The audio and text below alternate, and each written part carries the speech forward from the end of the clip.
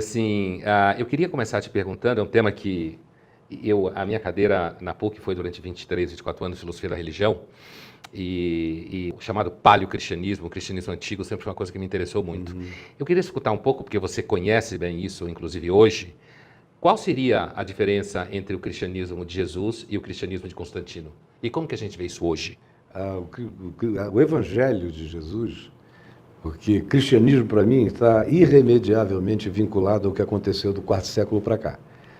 Então, eu trato o que aconteceu antes do quarto século como o Evangelho de Jesus e as comunidades que foram estabelecidas em torno dessa fé.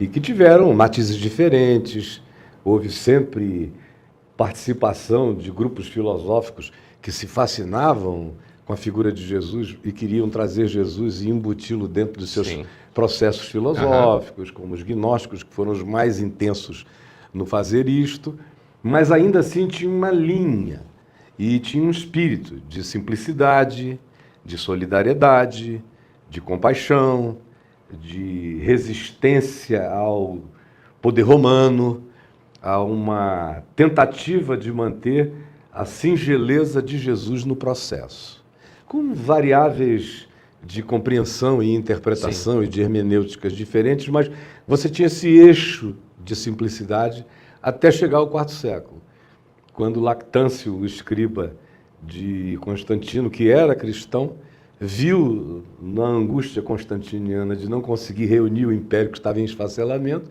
enxergou a possibilidade de que aquela fé de pobres e escravos, que estava capilarizada no império todo, fosse esse agente catalisador. Então, a partir daí, quando Constantino entendeu esse processo e a história da visão, sobre esse signo vencerás e tal, faz parte do marketing dessa história.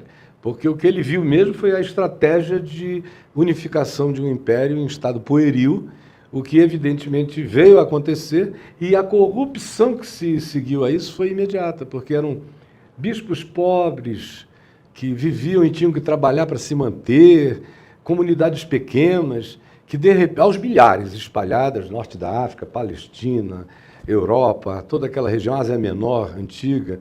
Pois bem, ele viu que havia uma coesão, que existia a possibilidade disso.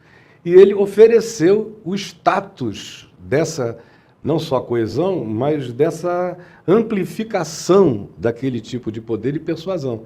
E foi aí que a coisa toda virou o que nós temos hoje. Desandou. Desandou completamente, de modo que o que se chama de cristianismo, para mim, é o pior inimigo do Evangelho. Jesus nunca teve um inimigo mais visceral, mais profundo, mais intrínseco, mais infiltrado nas células. Quer dizer que do se corpo Jesus de viesse Cristo hoje, do que o cristianismo. se Jesus viesse hoje, ele falaria dos cristãos desse universo aí, como ele falava dos fariseus? Falaria, e ele não teria absolutamente nada a ver com o cristianismo. Até porque Jesus não criou nenhuma religião, nunca quis criar nenhuma religião. Ele criou uma espiritualidade para ser vivida em qualquer lugar, sem templos, sem santuários, sem o sagrado, sem chãos benzidos, sem lugares historicamente memoráveis para serem objeto de peregrinação, não escreveu nada, não pediu que se escrevesse, era completamente louco no sentido de qualquer perspectiva de continuidade. Institucional. Disse, meu Pai vai mandar o Espírito Santo e ele vos lembrará tudo quanto vos tenho dito. Você veja o nível da basicalidade. O Espírito Santo sopra onde quer, ouves a sua voz, não sabes de onde vem nem para onde vai.